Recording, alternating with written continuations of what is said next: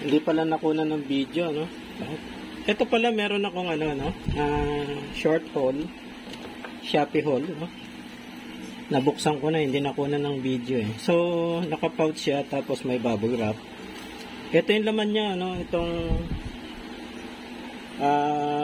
battery holder, no? Single. Kasi yung battery holder ng aking audio tracer, nilagay ko dito sa dito sa pang charge ng baterya. So ito ibabalik ko na doon para makumpleto siya ulit. Tapos kasama nito itong test prod. Akala ko test prod lang, no? Yung palang niya, yung kanyang dulo, pwede rin pala ikabit sa sa tester, no? Ayan, no? So, okay to. Meron pang cover, no? Ayos naman to. Tapos, itong tip niya, ayan, no? Matulis yung tip niya, tsaka mapayat lang. So, pag tusok sa mga test points, maganda siyang pang test prod. Ayan, no? Okay. So, 112 itong set na, itong dalawang items na to. 112 kasama na yung shipping.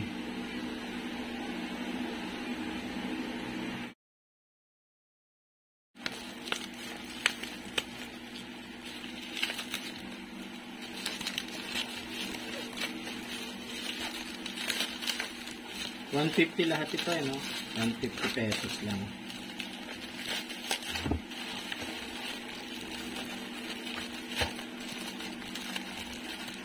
Okay. Ang kompleto naman.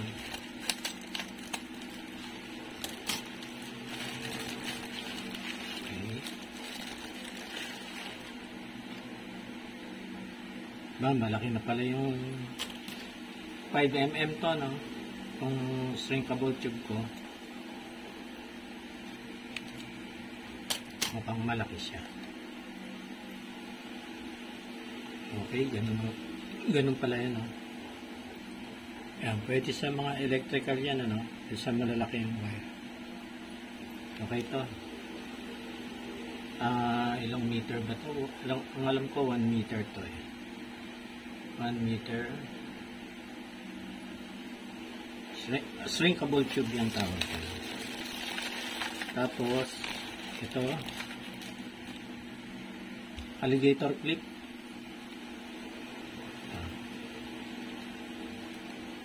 Maliit pala yung alligator clip. Tsaka medyo sablay madulas medyo madulas. Yan.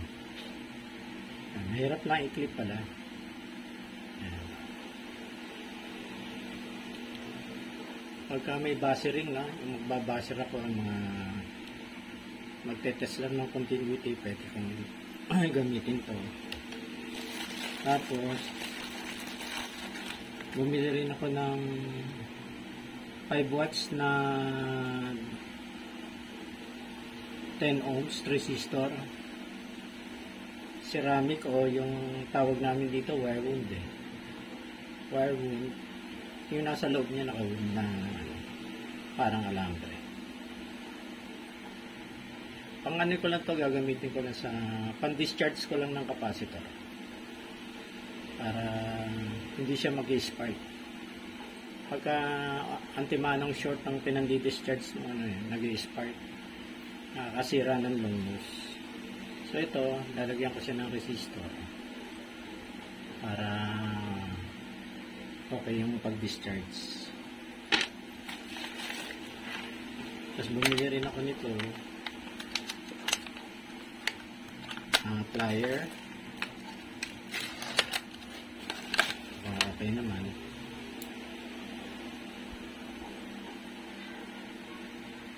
Yan. Kailangan ko kasi yung tip,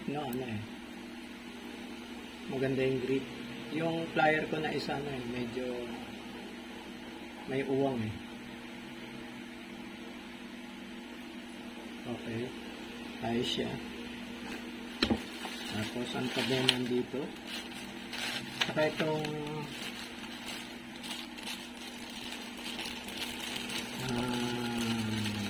potentiometer 50K.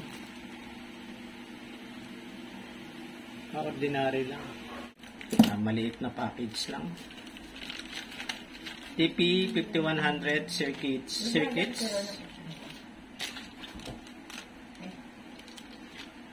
TP5100 circuits na. Tatlo ang in-order ko.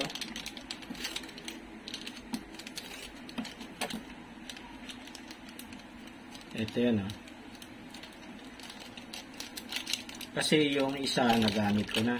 Yung nasa testan ko, nagamit ko na doon sa emergency light.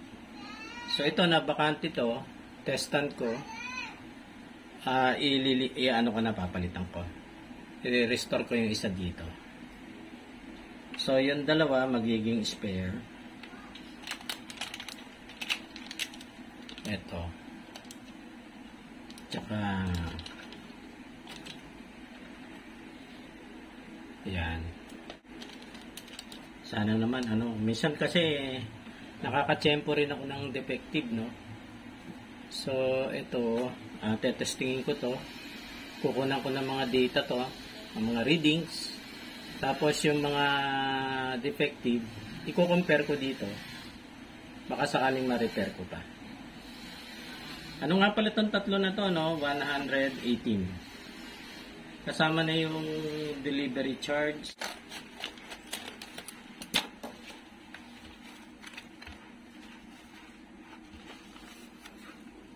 Wow, teka. Check ko lang dito sa aking desktop.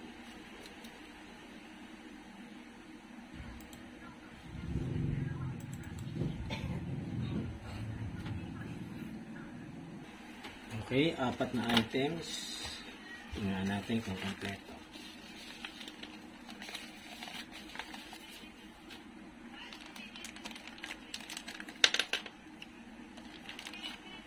Ito is knob ng potentiometer.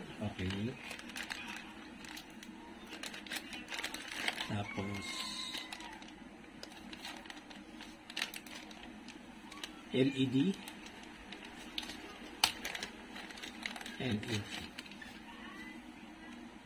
Yan, oh. Pamalit dun sa mga masisirang LED light, no?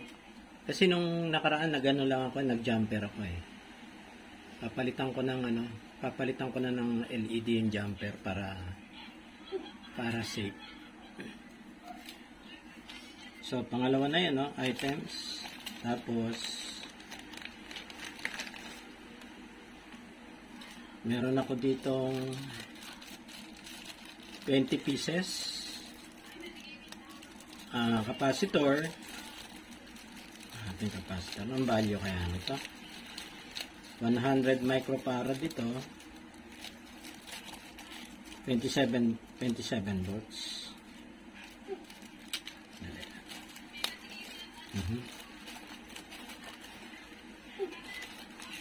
Tingnan natin. Oh.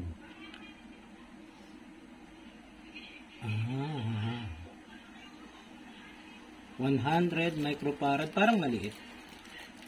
100 microfarad na 25 volts pala, no? 20 pieces. 100 microfarad nga ba? 100 microfarad, 25 volts. So medyo may kaliitan. Pero okay naman yung value niya. 20 pieces daw to. Tapos meron akong ilan na yun? Sa dalawa, tatlo. Ito pang apat.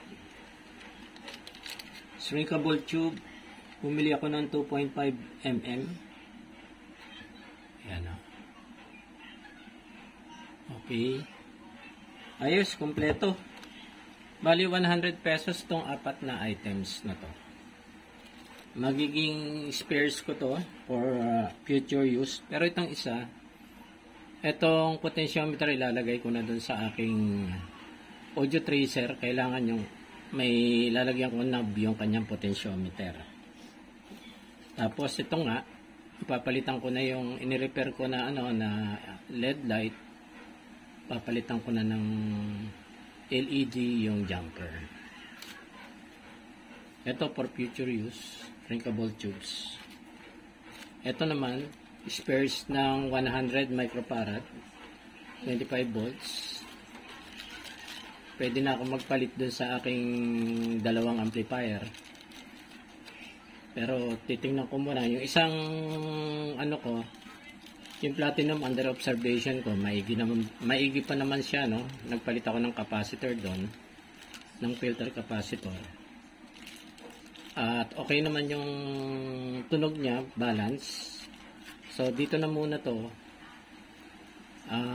Palagi namang nagkakaroon ng replacement nito, no. Nagkakaroon ng trouble yung 100.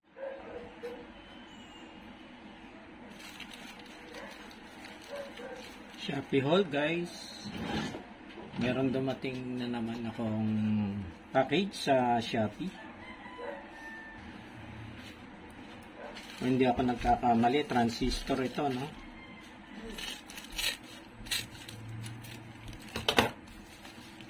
Yun, okay. Wala na.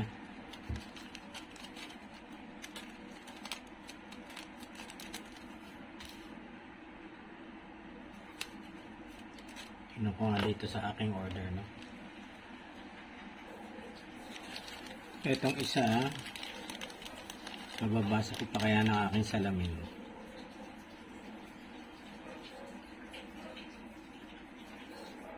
$54.01 $54.01. Hindi muna.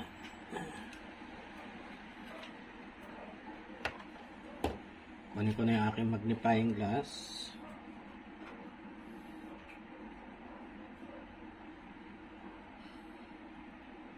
$2N54.01. Ilang piraso ba to?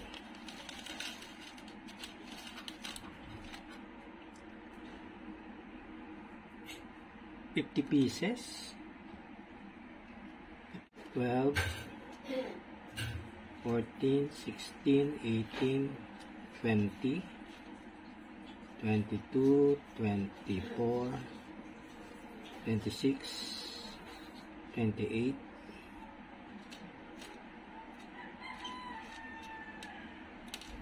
30, 32, 34, 36, 38, 40, 42, 44, 46, 48, 50. Okay. Kompleto. Ito namang isa is 2N5551. 2N 50 rin to, ano?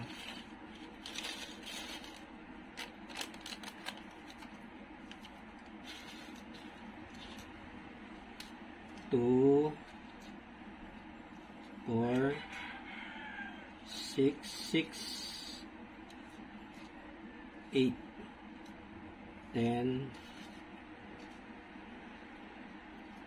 12, 14, 16, 18, 20, 22, 24, 26, 28, 30,